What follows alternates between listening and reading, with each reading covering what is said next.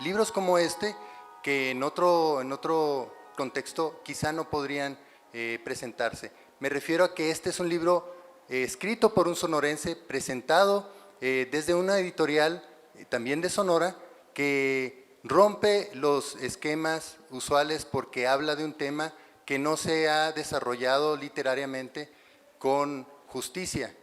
¿A qué me refiero con esto?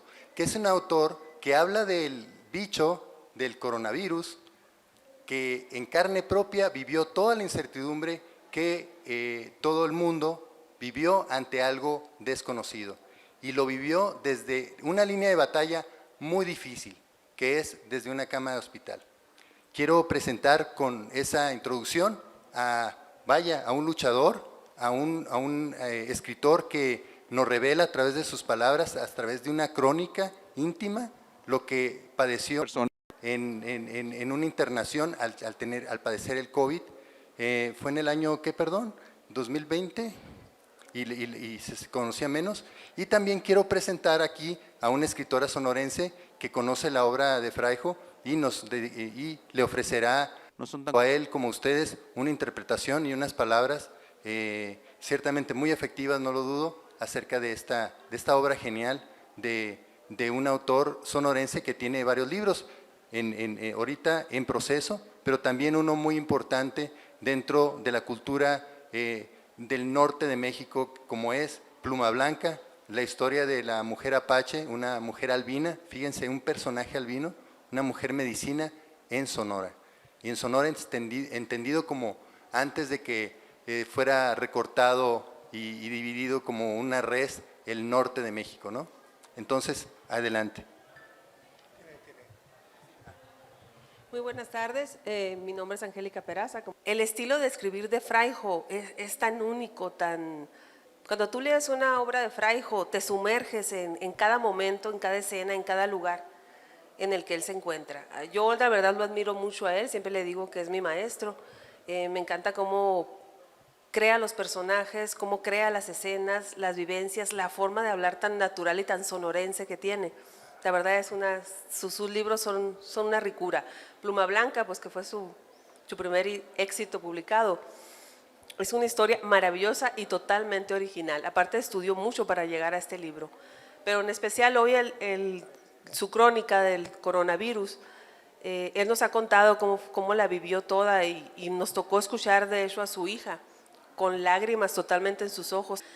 Pero la experiencia que tiene Fraijo que contar en este libro sobre él y sobre las demás pacientes que estaban ahí y los que pues ya no salieron también de ahí, es muy rico de verdad, con las palabras que él lo cuenta y de aparte desde otro estado, porque creo que todos los estados lo vivieron diferente, el coronavirus. Entonces yo creo que nada como dejar a Fraijo que se los cuente, porque para que vean, que disfruten esa forma tan rica que tiene de expresar también lo que les quiere decir. Creo que algunos de ustedes pueden decir que sí lo vivieron, ¿no? Y en realidad, cuando recién apareció, como lo pongo en el libro, ¿no?, ese bicho con picos, ¿no? Nos agarró desprevenidos a todo el mundo. A todo el mundo agarró desprevenido. Y pues los primeros que caímos enfermos con esa enfermedad, pues fuimos los conejillos de Indias, ¿no? Porque los médicos no sabían ni cómo tratarlo, no sabían de qué manera combatir ese virus, o no sé qué sea lo que haya sido, pero fue algo horrible, ¿no?, para la humanidad.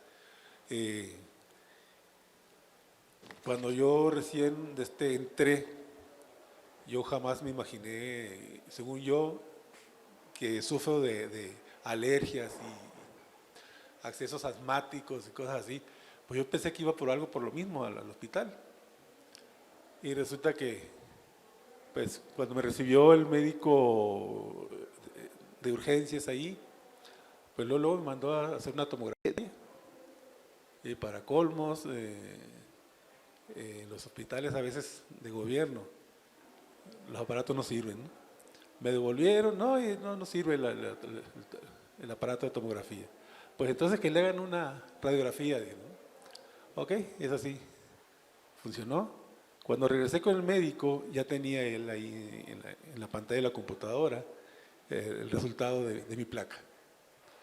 Lo alcancé a ver y me dijo, mira, estaban los pulmones, los dos pulmones, con una mancha, así como cuando avientas un huevo y que se esparrama así.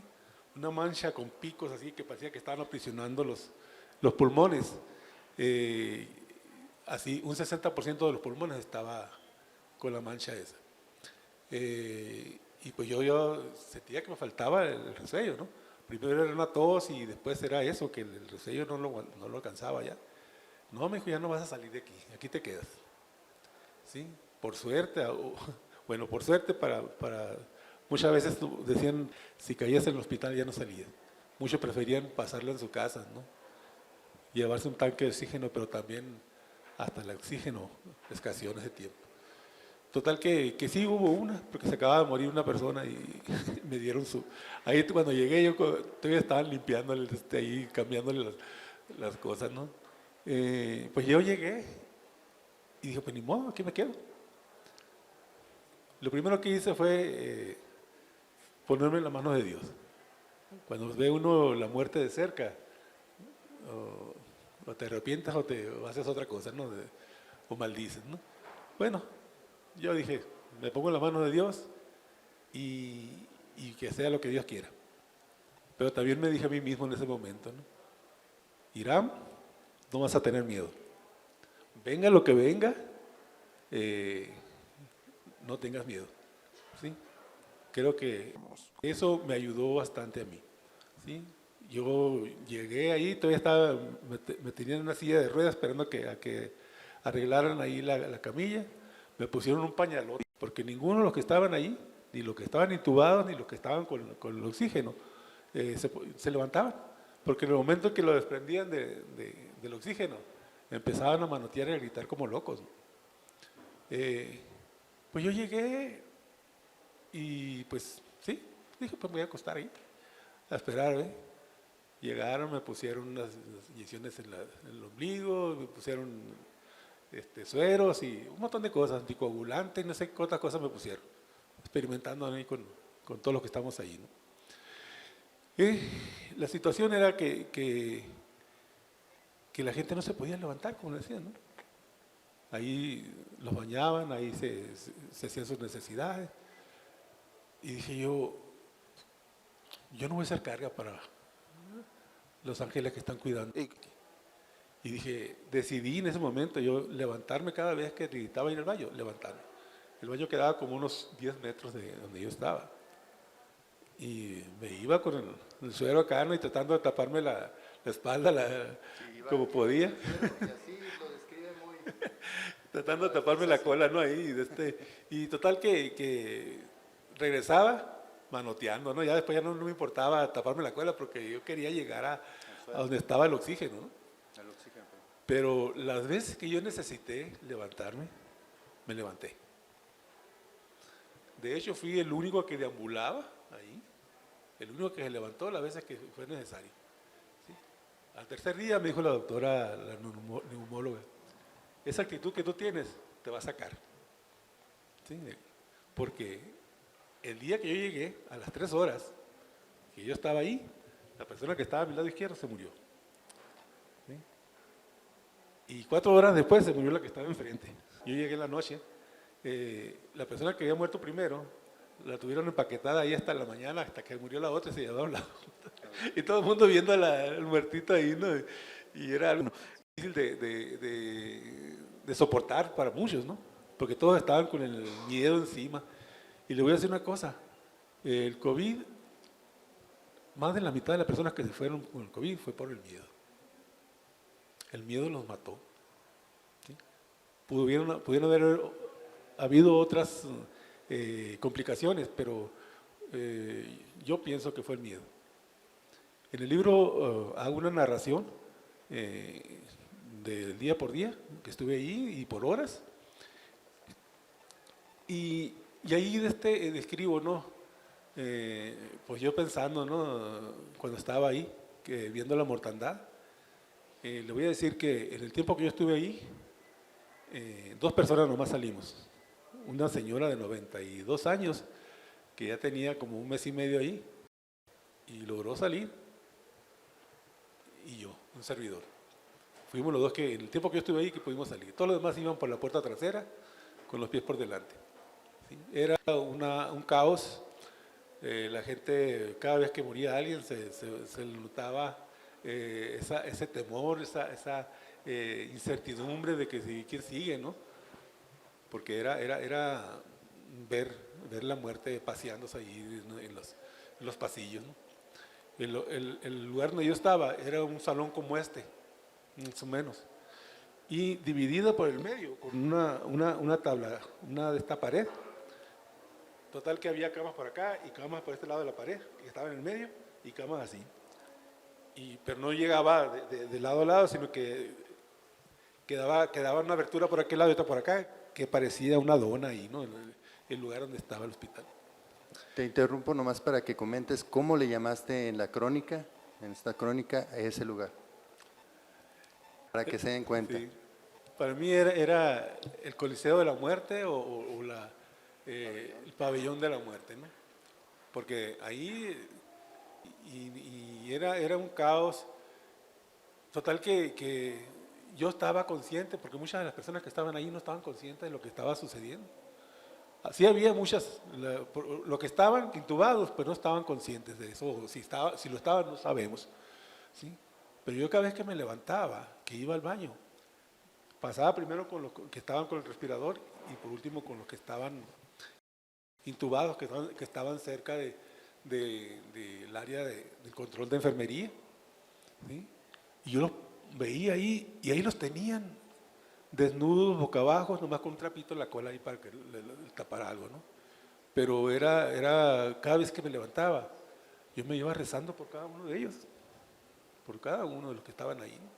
Tanto los que estaban con el respirador como los que estaban intubados. Ir y venir para ir al baño, para mí fue también como una terapia, ¿no? Como una manera de combatir a la enfermedad. Ahora yo había escrito un libro que no he publicado todavía y tenía otro libro, este libro lo tenía a la mitad. Entonces, mi mente de escritor, pues ahí estaba atento, ¿no? Pensando que si lograba salir, yo iba a escribir sobre esto, ¿no? Entonces, cada escena, cada situación, cada cosa que yo vi ahí, se me quedaron grabadas en mi mente. De tal manera que cuando pude escribirlo, pues lo hice, ¿no? Pero sí es una situación en la que era el caos ahí. Los enfermeros, los doctores andaban como astronautas, ¿sí? Hasta los guantes se ponían cintas ahí para que no le entrara. Y era una situación de mortandad, porque cada rato, cada vez que pasaban por ahí, con una persona en la camilla, embolsada, pues todos los demás nos veíamos unos a otros nomás, ¿no? Y diciendo quién sigue, ¿no? Así, pensando, ese pensamiento se sentía en el aire, ¿no? Ese pensamiento. Pues, gracias a Dios pude salir, gracias a Dios pude plasmar esos días, lo que yo pensaba, cómo se piensan cosas cuando estás en esa situación.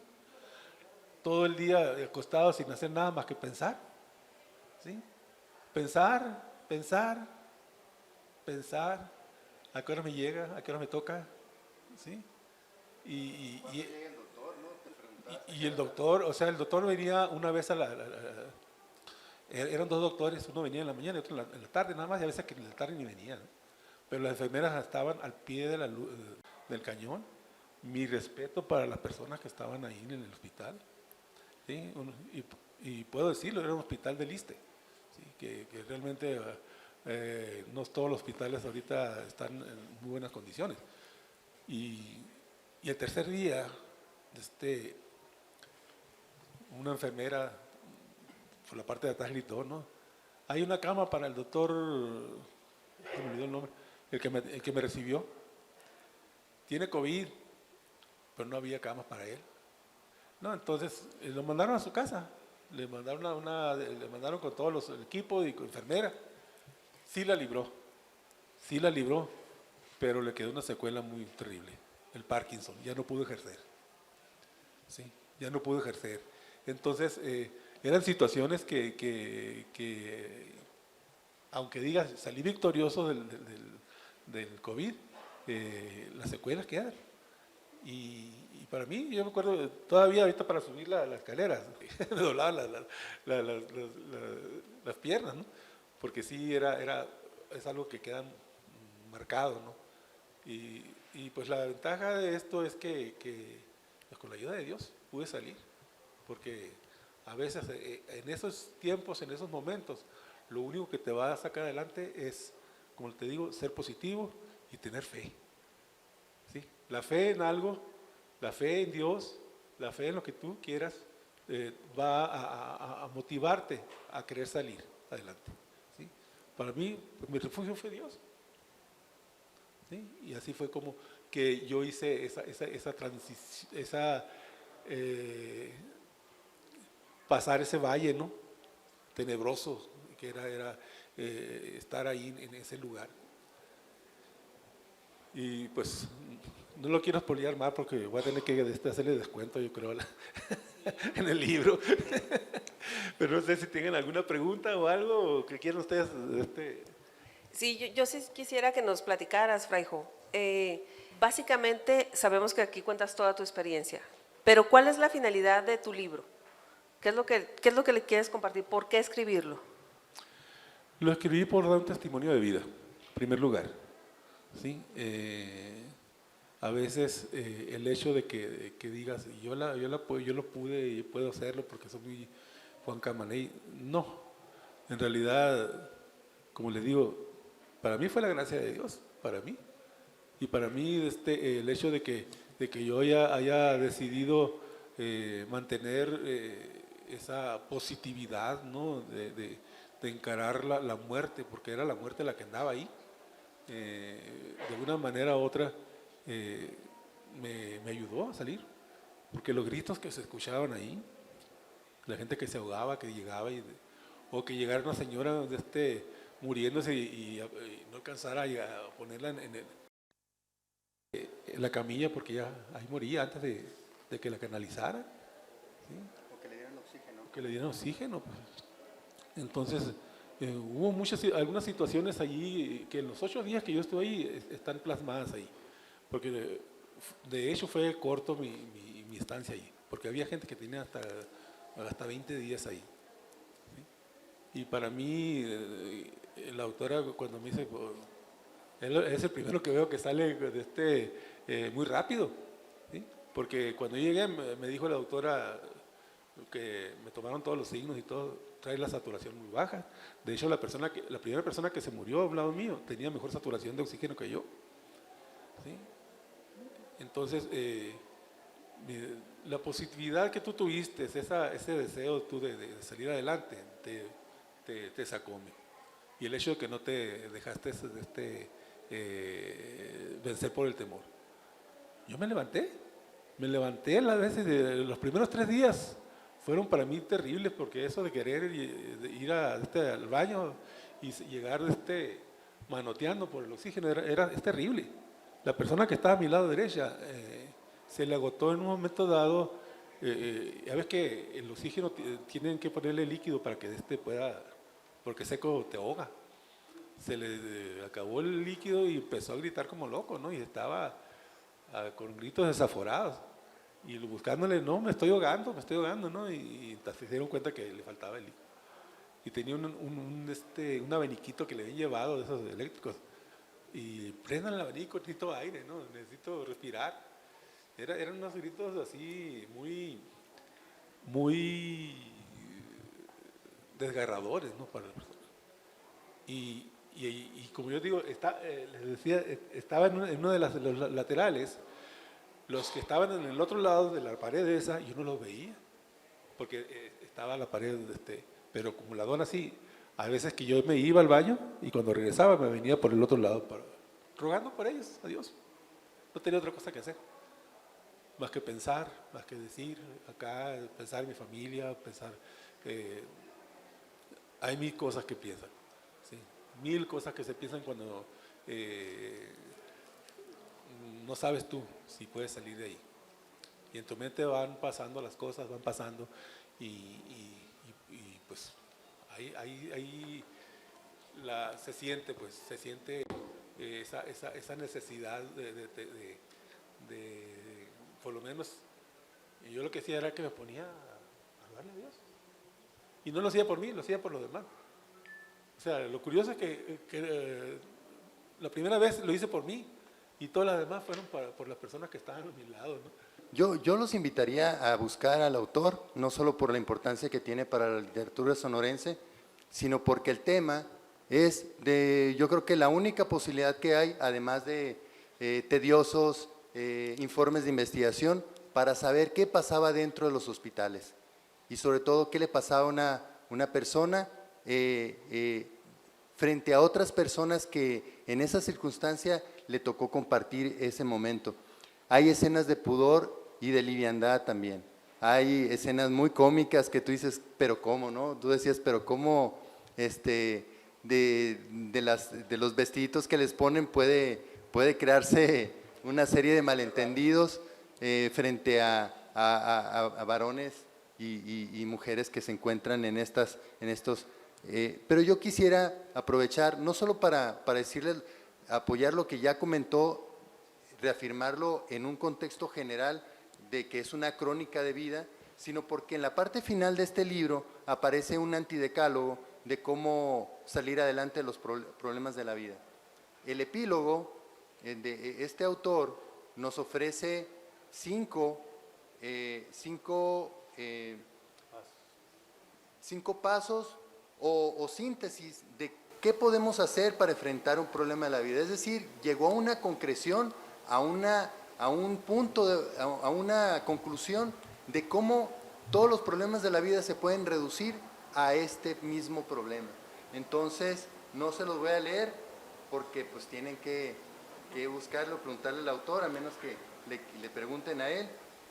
Tiene 5 puntos a mí me parecieron como hasta de superación personal, porque este libro es una lucha en la cual el autor se enfrentó a algo desconocido. Para ustedes pueden ya minimizar, ya saber que muchos murieron, como comentó, por miedo, por poca información, pero en verdad muchos padecieron crudamente la enfermedad y otros no pudieron contarlo, pues. Él vivió para contar esta crónica. ¿Cómo te describes tú, Fraijo, antes del COVID y Fraijo después del COVID? Normalmente, cuando uno cree que tiene la vida resuelta, se puede relajar y dejar las cosas a veces al ahí se van.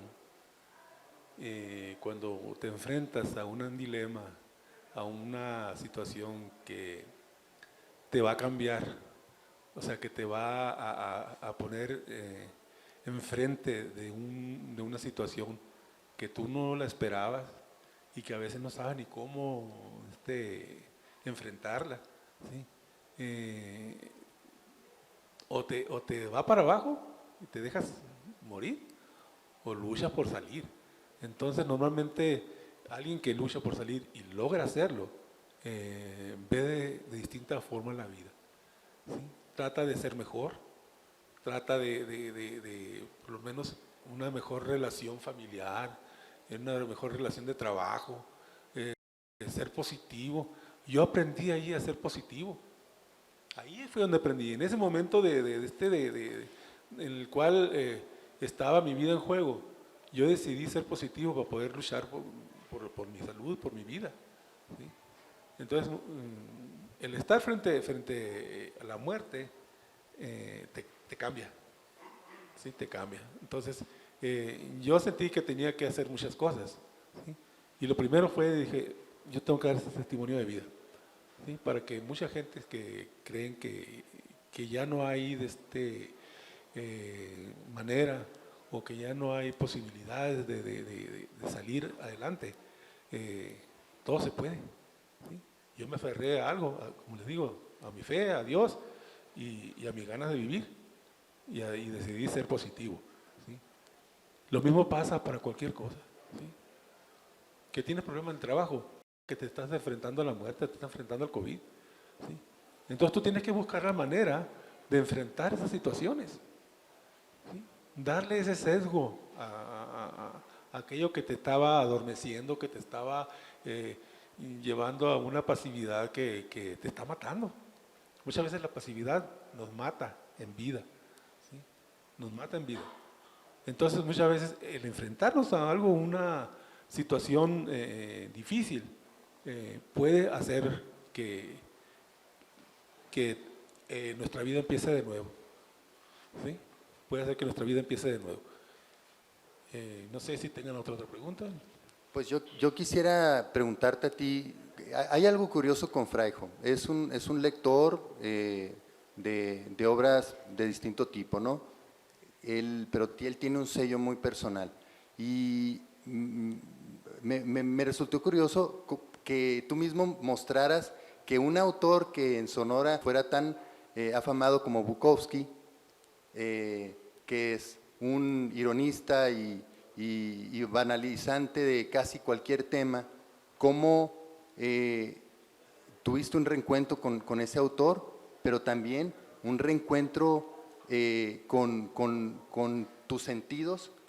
Porque, bueno, uno es eso que te comento y luego ese deseo de volver al hospital cuando ya te dieron de alta para ubicar las voces, ¿no?, que escuchabas y que no veías de quién eran. Entonces esos dos puntos a mí me estremecieron, uno pues por tu profesión de escritor y otro pues por ser humano. Sí, es que normalmente estando encerrados ahí, pues hay pasillos por fuera de ese lugar y pues yo estaba en la pared que daba a un pasillo, ¿no? Y pues yo escuchaba las voces que la gente que pasaba como si nada, riéndose y todo, y nosotros acá, ¿no? y sí, entonces sí, contrastante y a veces hasta enojoso, ¿no? Que a veces uno hasta coraje le daba, ¿no? Y fue por eso que me acordé, ¿no? de Bukowski, ¿no? En esos momentos que me agarraron de bajada, ¿no? Y sí, pues, o sea, hasta un poema hice, ahí viene el poema, emulando a Bukowski, ¿no?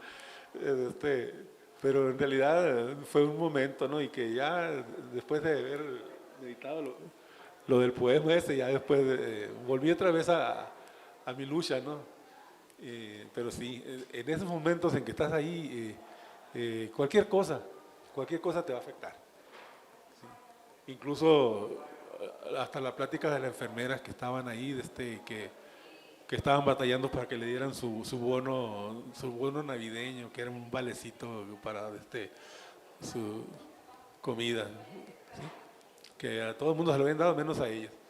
Y ahí andaban ellos, cuando a todo el mundo, a mí ya me había llegado antes que me pegara el COVID, y ellas andaban ahí ilusionadas por ir a comprar para la cena navideña, para invitar al novio y no sé qué tanto, ¿no? Entonces, eran situaciones así muy contrastantes las que se veían ahí, ¿no? O sea, lo bueno es que estaba consciente de todo y que pude retener esa situación y pude documentarla, ¿no? Porque es una documentación, es una crónica. No tiene nada de ficticio, nada de ficticio tiene, todo fue cosas que sucedieron ahí, narrado nada más a mi estilo. Y hay escenas de gran violencia institucional. O sea, este libro tiene lectura para investigadores, para historiadores de esta época, y es algo que no debemos de olvidar, es algo que nos ayudaría a crecer mucho más como país, como seres humanos, pero también se ve cómo se mueven ciertas influencias. Entonces, el autor nos muestra un testimonio de cómo había de pacientes a pacientes, ¿no? Y eso es lo más triste porque eso se repite en muchos lugares, en muchos contextos, pero en una situación de ese tipo, cuando había hospitales privados que también atendían, como ciertas personas recibían el apoyo, o sea, hacían ejercer sus derechos, pero de una manera muy grotesca, que es a través de la violencia, a través de las influencias. Entonces, es una obra muy importante. Yo diría que por muchos sentidos. Una, porque nos muestra un testimonio, y otra, porque nos muestra una manera de salir de los problemas, que es enfrentándolos. Y es curioso porque muchas veces sí podemos sacarle la vuelta a los problemas, pero con el COVID no hubo esa oportunidad. Entonces, yo pido un aplauso para el autor. Yo sí pido un aplauso